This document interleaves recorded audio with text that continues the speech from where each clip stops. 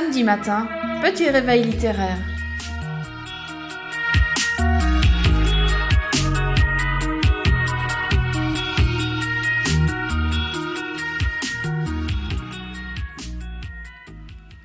On the beach. J'avais 12 ans. La villa qu'occupaient les connaissances de mes parents se situait à quelques kilomètres d'Essaouira. L'air y était frais et salé. Nous n'étions pas encore au printemps. Après avoir gravi quelques marches d'escalier tachetées de gris, nous arrivions au pas de la porte d'entrée grande ouverte. Aussitôt introduits dans la pièce centrale, organisée autour d'un jardin intérieur, on pouvait y découvrir le salon, composé d'épais coussins déposés à même le sol, derrière lequel on pouvait admirer la mer en contrebas. Aucune plage. La terrasse sur laquelle était fixé un grand hamac donnait sur une pente rocheuse accidentée. Le week-end que nous allions partager ensemble s'annonçait bien. Ces gens ne semblaient pas très habitués à la présence de plus jeunes et arboraient un air très concentré. Ils paraissaient tout juste sortis de l'adolescence à en voir leur tenue vestimentaire et leur affiche géante, camel, qui garnissait le mur de la salle à manger dans son entièreté.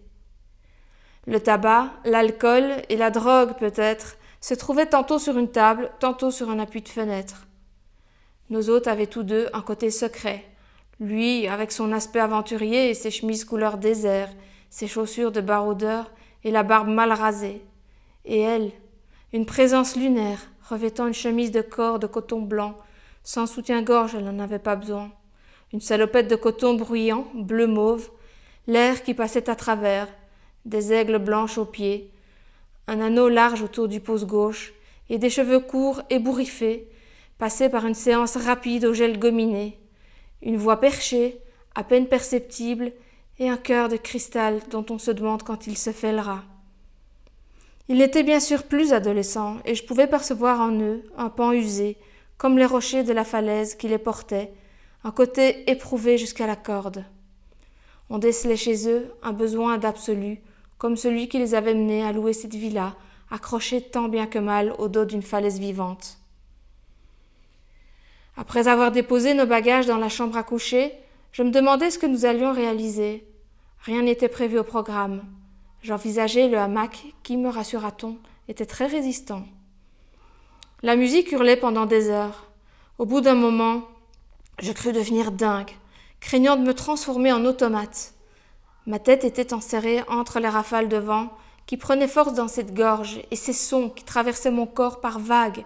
J'avais froid et prenais plaisir à frissonner dans ce tissu, aux rayons du soleil qui, dans ce pays, finissent toujours par apparaître. J'étais trop hypnotisée pour partir à la recherche d'un plaid. J'évacuai progressivement un début de migraine. Je sortis prendre l'air, et c'est tout l'environnement qui m'imprégna. Mon estomac cria famine. Je m'installai dans un état de cétose. Je tenais par le froid. Les vapeurs d'encens firent place à une fumée dense qui s'émancipa dans le salon. Cette mélodie n'en finissait plus. Tous ces chiffres en anglais percutaient mes tempes. Lithotripsie auditive. J'avais fini de me balancer dans le ciel, au-dessus des rochers, des plantes nerveuses de garrigues et de la mer qui défie l'horizon.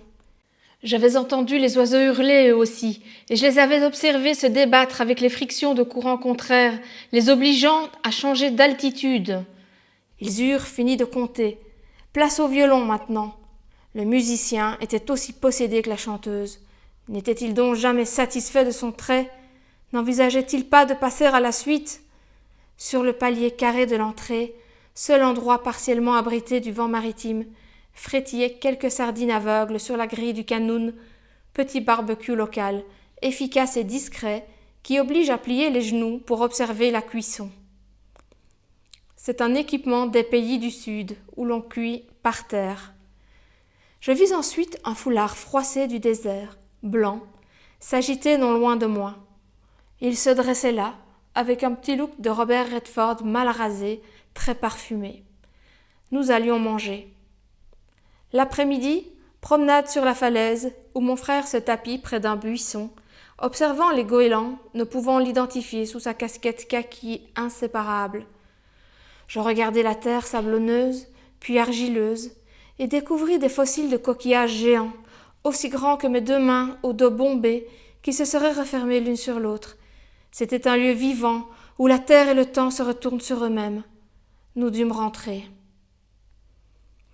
Je devais finaliser mes devoirs. Quelle était encore la mission de cette école, de la mission française? Était-elle autre que celle d'assombrir nos dimanches et d'alourdir nos sacs à dos, de nous faire sentir incompétents ou de nous éloigner à tout jamais du monde des nombres? Pourquoi devoir écrire l'infini en un 8 aplati par-dessus tout couché? Nous pouvions le dessiner du doigt et le faire circuler à l'infini. J'eus préféré qu'on me fasse découvrir Escher. Tout comme les oiseaux, nous changeâmes d'altitude. Cette fois-ci, on eût dit un disque contraint de tourner trop rapidement. Une bande magnétique agita le bulbe de mes cheveux, qui fit onduler mon cuir chevelu. Les fréquences devinrent aiguës et le rythme s'affola. La lourdeur du tabac dissipa l'odeur du poisson grillé. Robert Redford fumait-il?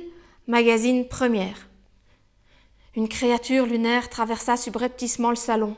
Sabine se rendit sur la terrasse, comme toujours, le visage laiteux.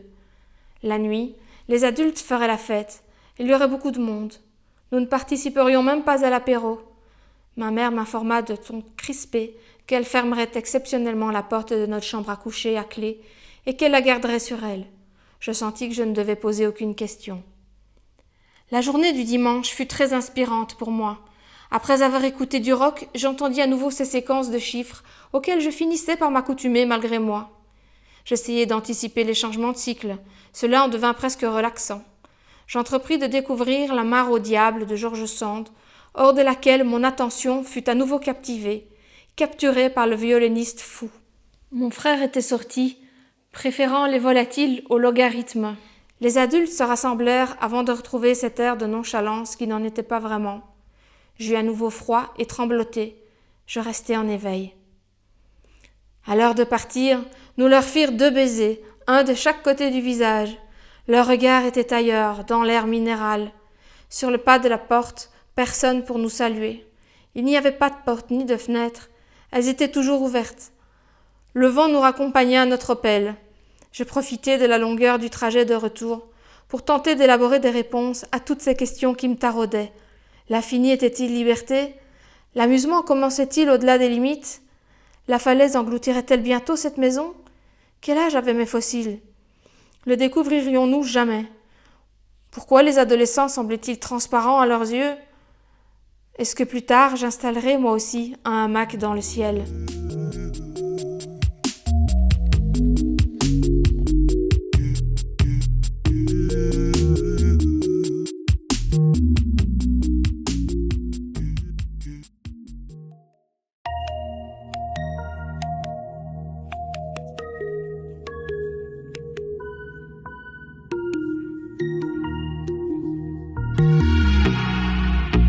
Samedi matin, petit réveil littéraire.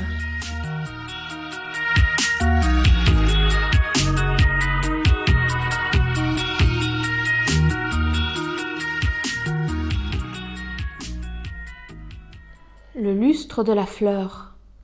Couleur 16, 3920 TPX. Le massif a pris de l'ampleur depuis quelques jours. Sa chevelure épaisse danse dans le vent. Je ne l'aperçois pas. Un doux éclat chatouille mon regard, puis s'efface.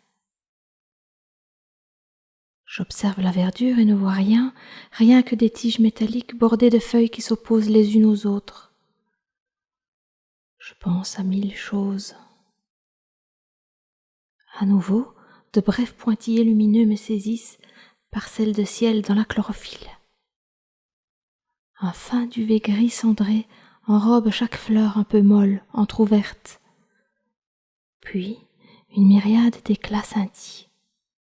Prémonition de lavande, effleurement d'essence.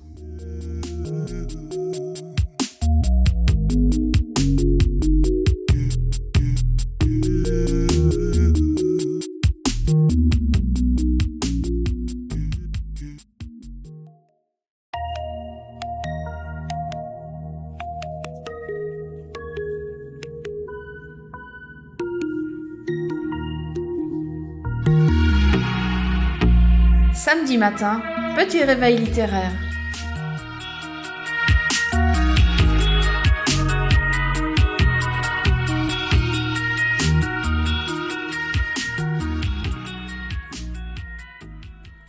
Une histoire de montagne.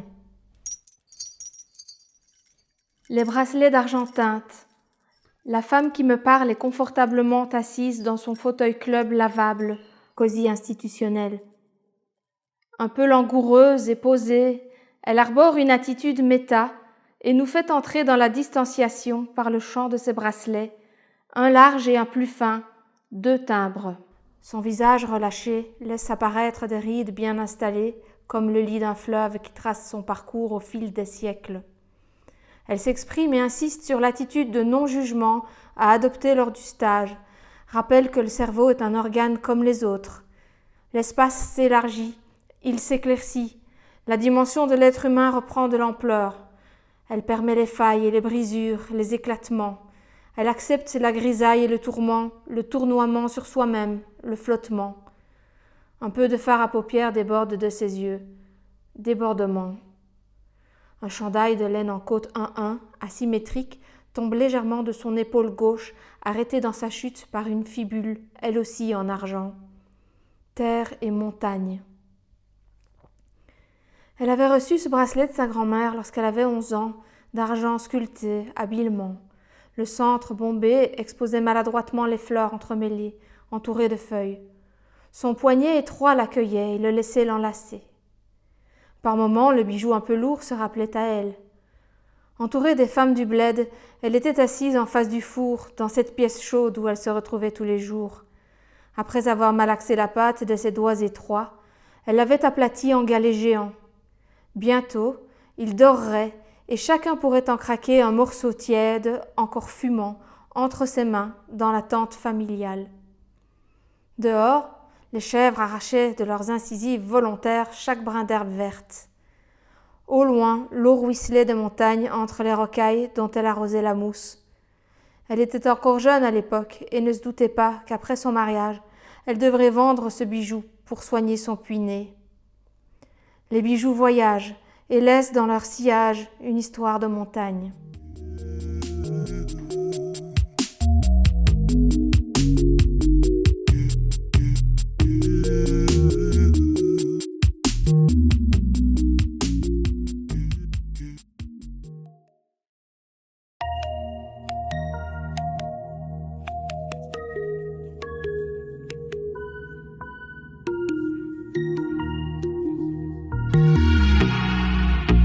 Samedi matin, petit réveil littéraire.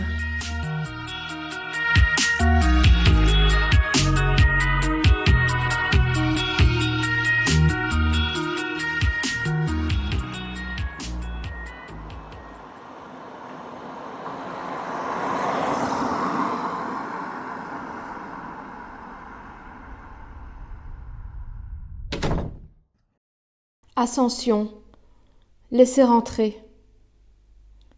En ce matin de pivoine, de nénuphar et de patchouli, parfums épais qui voyagent dans la maison, fenêtres ouvertes sur la nature, l'air non pollué, avec le tintamarre des oiseaux parmi eux, un siffleur sur le toit d'Amélie, sorte de cri qui se perd dans l'espace bordé de murs et rebondit contre leurs parois, comme une petite balle de verre, transparente et dense. Ainsi l'atmosphère de cette maison que nous habitons, et qui nous charme souvent de ces instants insolites, nous surprend par sa beauté et ses reflets fluides et colorés sur lesquels nous nous attardons, émerveillés par cette scène discrète, cette abondante simplicité à laquelle la lumière donne vie chaque jour. En ce matin de pivoine, j'inscris les phonèmes de la journée.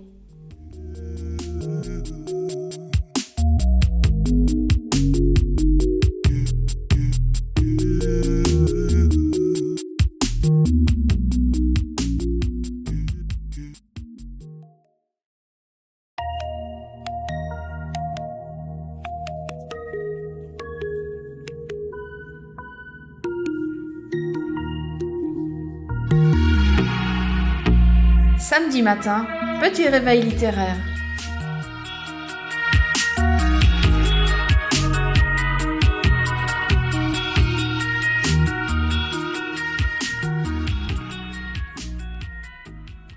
Une journée avec toi. Bonne maman, comme promis, je passerai cette journée avec toi. Je t'offrirai un peu d'errance, de liberté et d'oubli, de non-convenance, d'un brin de fantaisie et d'amusement. une journée en solitaire comme tu n'en as jamais connue. Un réveil léger d'une nuit pastel et des pensées volatiles. Un chemisier de soie sur un jeans épais et des baskets tendance. Non, ne me demande pas si c'est raisonnable, ça ne l'est pas. Nous prenons la voiture, nous peinerons à la parquer. Après quoi, avec notre beau brushing, nous irons déjeuner de pain à l'ancienne et de confiture comme les tiennes, d'un peu de choco et d'un café brûlant. Nous passerons tout le temps nécessaire à notre délassement, assises en terrasse, à regarder les serveurs s'affairer à leurs tâches et les badauds déambuler. Nous sourirons ensemble, surtout vider notre tête. Cela fait 30 ans que tu n'es plus. Personne ne nous attendra. Et si seulement le petit vent du matin effleure tes boucles à reflets violets, ce sera l'événement de la journée. Nous ne serons pas courageuses et ne nous en inquiéterons pas. Nous aurons sur notre compte le fruit de notre activité et nul ne le connaîtra. Nous serons fiers de nos jambes. Là-dessus, aucune hésitation. Nous afficherons un joli décolleté mettant en valeur nos formes bien marquées. Nous nous promènerons dans la capitale, qui n'est pas si loin de la maison, et pousserons la porte d'une librairie. Le grand roman, nous les laisserons pour une prochaine fois. Je te montrerai tout ce que tu sais, tout ce que tu devines, tout ce que tu n'as pu écrire. Et nous fureterons dans les allées à la recherche d'autres latitudes, d'autres religions, si tu le souhaites. Je te laisserai me guider et m'arrêter dans un lieu que tu apprécies. Nous y resterons le temps que tu désires. De mon sac, je sortirai un carnet de poésie et je te le lirai. Tu ne seras pas encore sourde, peut-être aimeras-tu? Après quoi nous dégusterons du poisson cru, tu verras, c'est délicieux. Le saké te fera rosir les joues. Nous marcherons côte à côte et je t'expliquerai mon métier, les études. Tu vois, les choses s'arrangent au fil des générations. Pour me permettre de réaliser mes études, mon mari se promenait régulièrement en forêt avec les enfants. J'ai toujours aimé la poésie. Je pense que tu t'en souviens. Pour midi, nul besoin de se mettre au fourneau. Aujourd'hui, c'est farniente. Je te rappelle quand même que ce terme date du XVIIe siècle. Ce concept de fainéantise positive a dû contourner notre région. Effet de la guerre, absence de contraception. Pour midi, je te propose donc du poisson enroulé dans du riz collant avec un peu d'algues, de quoi quitter le continent. J'ai prévu des fourchettes. Tes joues rosissent après le saké, ça rime avec péké. Actuellement, les âges sont un peu mélangés. De jeunes enfants se promènent avec leur propre téléphone et des adultes circulent en trottinette. Pourquoi pas? Regarde la dentelière, probablement la dernière de la ville. La dentelle se fait la part belle dans la lingerie. Les prix peuvent grimper, tu sais. De quoi te faire frissonner. Laquelle préférerais-tu? Oui, ce banc me fait de l'œil également. J'aime ce parc de style anglais avec ses petits arceaux devant les rosiers sauvages. L'étang se trouve à quelques pas derrière les encolis. On ne sait jamais pourquoi on est dans telle ou telle vie. Je pense que tu serais ravie de voir comme j'aime la mienne.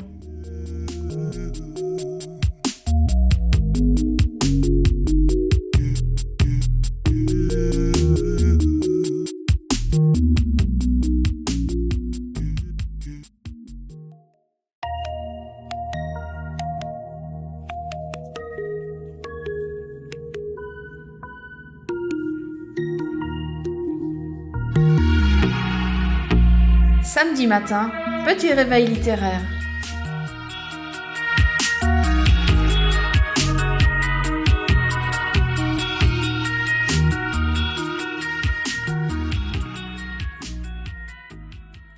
Douche froide.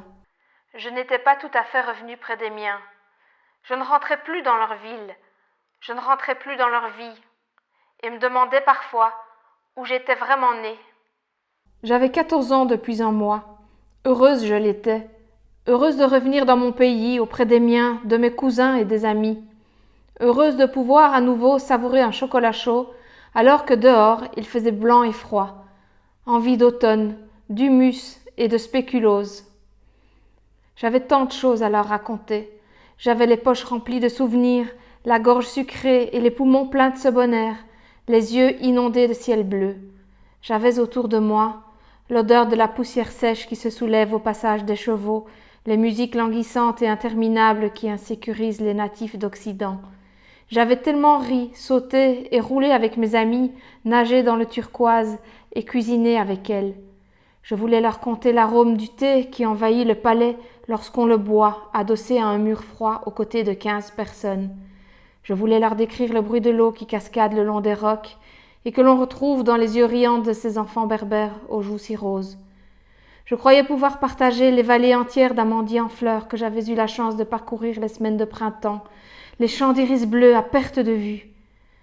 4 ans auparavant, j'avais été aveuglée en écartant les robustes volets de bois qui ornaient la fenêtre de cette pièce, ma nouvelle chambre à coucher, et était devenue malgré moi habitante de ce pays. La puissance de sa luminosité m'avait traversée. À cet instant, il n'y avait plus de pièces, plus de lits, plus de volets, plus rien. Là-bas, on jouait avec rien et on riait avec tout. Il y avait toujours près de nous une grande sœur, un petit frère ou une cousine pour sauter à l'élastique. À la maison, la présence rassurante de notre nounou. Je voulais raconter le bruit d'un nuage de criquets charnus qui claqua contre la fenêtre de ma chambre, la menthe religieuse dans le jardinet, le parfum du jasmin qui monte à la tête, les cris de joie dans la cour de récréation, lorsqu'après plusieurs semaines de sécheresse, la pluie fine surgit, les promenades dans des forêts de petits arbres accrochés au sol pierreux, notre pique-nique raté où nous nous sommes retrouvés piégés par la chaude soufflerie du vent du désert que nous avons dû fuir. Je voulais leur raconter la pauvreté de certains et la patience des gens, le temps qui n'a pas le même grain là-bas. J'étais tellement heureuse de retrouver les miens, avec une poignée d'exotisme et de saveurs rares que j'avais imaginé lancer en l'air tels des confettis. Leur regard hypnotisé n'aurait su sur lequel d'entre eux s'arrêter. Je revins donc vers eux, jeunes adultes préoccupés, comptant leur épargne pour assouvir leur prochain désir, une montre, un sac. Ils étaient bien habillés, comme il faut. D'enfance, il n'était plus question. Ils parlaient un anglais incompréhensible en prononçant le nom de groupes rock que je ne connaissais pas. Le reste n'existait pas pour eux. « Waouh, où l'as-tu acheté ton bidon tabouret Coca-Cola ?» Le tabouret était là, recouvert d'un petit coussin rouge, légèrement matelassé, sorte de canette géante et glacée, comme mon sang après cette douche froide. Je n'étais pas tout à fait revenue près des miens. Je ne rentrais plus dans leur ville, je ne rentrais plus dans leur vie, et me demandais parfois où j'étais vraiment née.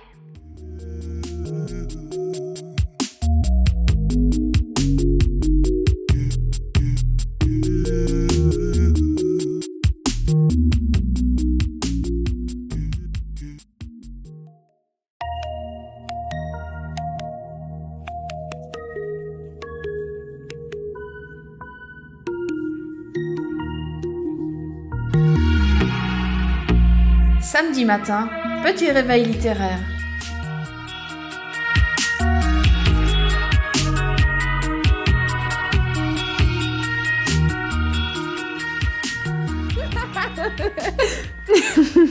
Nos premières belles filles. Elles sont venues nous surprendre dans nos maisons en y faisant tournoyer un petit air nouveau, des vêtements déposés un jour sur le dossier d'un fauteuil, une paire de ballerines, des éclats de rire, une autre manière d'envisager nos fils. Parfois, nous les évoquons, nous les mamans, en préparant un gâteau moelleux ou de délicieux cannelés, et nous sommes émus par le souvenir de leur présence.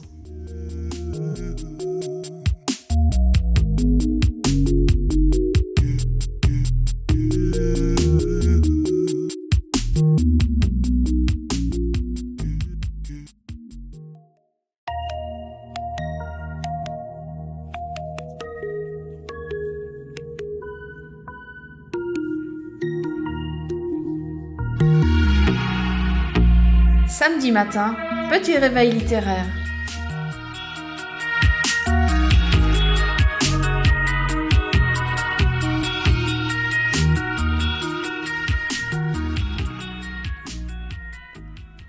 Les vacances à la ferme. Le temps passe, les souvenirs d'enfance, saveurs inoubliables, nous ramènent à nos fondamentaux.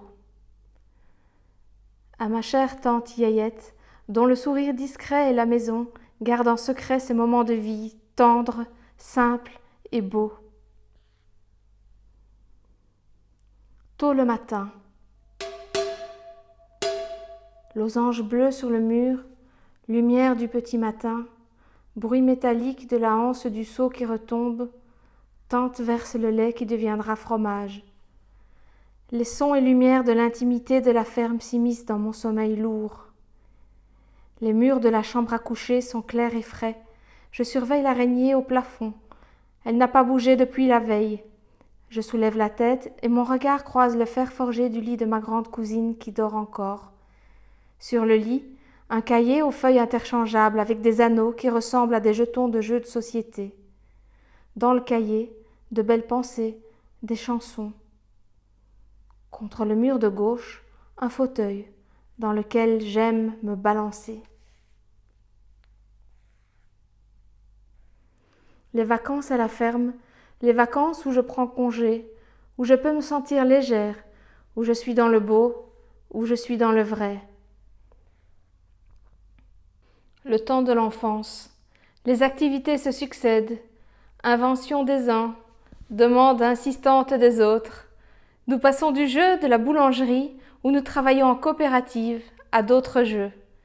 Nous confectionnons de jolis gâteaux de sable, après l'avoir soigneusement séché, tamisé, affiné à l'aide de brosses et de nos passoires.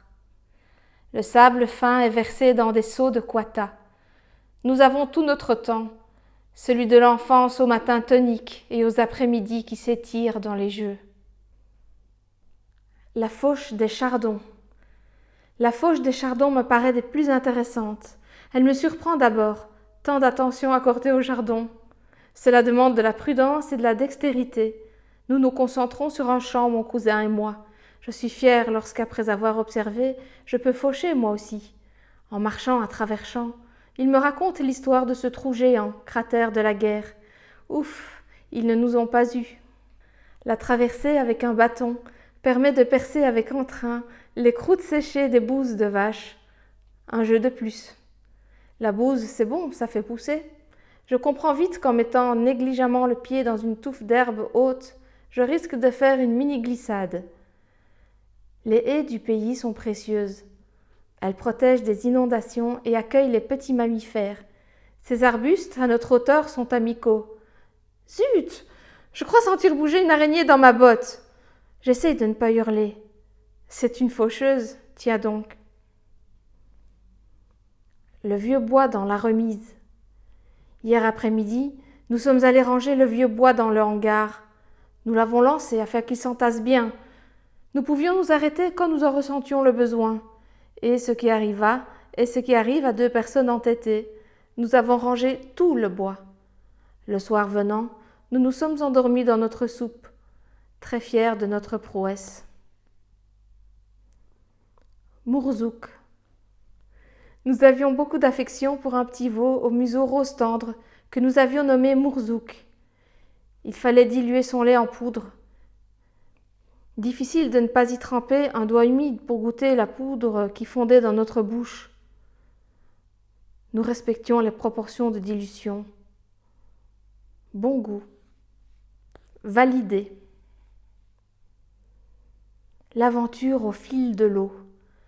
Une fois par an, j'avais la chance de partir à l'aventure avec les cousins et cousines, ainsi qu'un groupe d'enfants du village. Grand soleil et chaleur toute la journée. Toute occasion d'aller se dénicher une paire de tennis au grenier, univers enchanté recelant de trésors. J'en reviendrais avec une paire de chaussures et un petit chien en céramique aux oreilles de peluche. Il m'avait regardé de ses grands yeux bruns, coincés entre deux caisses remplies. Une nuée d'enfants se déplaçait à vélo vers le cours d'eau. Fraîcheur dans la verdure, nous marcherions ensemble dans l'eau glacée. Certains endroits étaient plus profonds. Les grandes cousines s'y campaient, prenant de leurs bras francs les plus petits. C'était une journée d'eau. Nous regardions les champs à partir des cours d'eau. Nous piaillions, bande des tourneaux. Pour le retour, nous volions sur notre vélo, élancés les ailes à l'air. Les insectes abondaient. Mieux valait fermer la bouche. Un livre, un soir. Un peu engourdi, en fin de journée, je découvris un des livres préférés de mon cousin. J'appréciais les dessins de lapins, mais contrairement à ce que l'on voit d'habitude, il n'y avait ni champs, ni fleurs, ni rubans de Pâques. Le ciel bleu-gris devenait gris, puis noir. On regroupait les lapins sur une île. Exploitation, captivité. Cela piquait notre sens de la justice. Les animaux ont tellement besoin de vivre leur vie à l'air, dans l'herbe. Quand notre petit veau est né, d'ailleurs, celui que nous avions vu naître dans la lueur jaune et tremblante de l'étable, celui qui avait glissé sur le sol après le cric-cric humide et glaireux, que sa mère avait léché et léché encore, quand notre petit veau est né, on voyait déjà les prairies vertes dans ses yeux. Première fois. Une autre année, mon cousin et moi avions admiré le spectacle d'un autre veau qui essayait vainement de se mettre debout. Ses petites pattes et ses sabots de corne, son poil blanc pur de lait, étaient beaux à voir. Il tressaillit, tituba, et fut accueilli par nos encouragements enthousiastes dans sa première expérience de verticalité. La maison était lumineuse. À l'étage, un long couloir sur lequel donnaient les chambres à coucher. Le vent circulait, avec la musique de Véronique. Mes cousines avaient bon goût. Nous écoutions les chansons de Véronique partout. Il y avait une fraîcheur, une liberté. La présence de mes 5 cousines, toutes plus âgées que moi, me montrait une image de la féminité. Le prénom de ma tante n'était-il pas le nom d'une source? Je l'apprendrai bien plus tard. Rien que de l'eau de là, de l'eau de là-haut. La chambre de droite, au fond du couloir. C'était la chambre des plus jeunes. J'y découvris une plume de paon. Je n'en avais jamais prise en main. Je me sentais observée par cet œil vert unique. J'appris que chatouiller pouvait brûler. Sur la garde-robe, un autocollant m'intriguait. Quel était le rapport entre un canard et le scoutisme? J'aimais la couleur vert-jaune du foulard qui y était représenté. Parfois, nous nous dévêtissions le dos pour s'y faire des dessins du bout du doigt. Arrives-tu à le reconnaître? Attends, je recommence. Un soleil, c'est facile ça. L'hiver. En hiver, nous nous promenions dans le blanc. De retour, nous réchauffions nos petites moufles sur le poêle à bois. La nuit, lorsque le froid était intense, nous pouvions déposer nos pieds glacés sur une brique chaude, enveloppée d'un drap molletonné. Elle avait séjourné dans le fond de la cuisinière en fonte. Adulte, j'apprendrai d'une de mes collègues pédiatriques que jadis, on parvenait à sauver des petits prématurés en les mettant dans le bas de ces cuisinières. La cave. Un des lieux les plus fascinants de la ferme était la cave. Fraîche, blanche, odorante, nous nous y rendions en tablier, les mains lavées. À l'entrée, sur l'étagère de droite, de vieux fromages prenaient du goût. Les irréguliers se trouvaient sur la planche du dessous. La famille s'en régalerait tôt ou tard. Dans la pièce de gauche se trouvait la cave au fromage. Tante versait un peu de présure dans les grandes bassines emplies de lait filtré par ses soins, afin de le faire cailler. Après cela, nous irions puiser pour ôter l'excédent de liquide flottant en surface de la masse semi-épaisse. Une fois versée dans les couloirs de bois, celle-ci durcirait encore et mes cousines couperaient cette pâte en carrés. Plus tard, je pourrais les aider à retourner les fromages cubiques pour en imprégner chaque face de sel. Les mains rouges brûleraient. Le travail du fromage était exigeant et fatigant.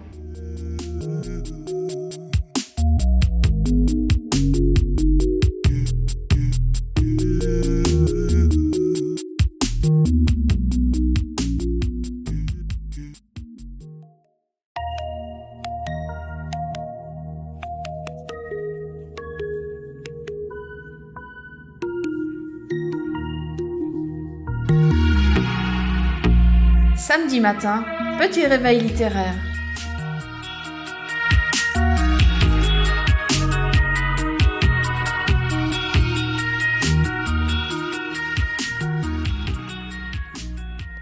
Les vacances à la ferme, suite.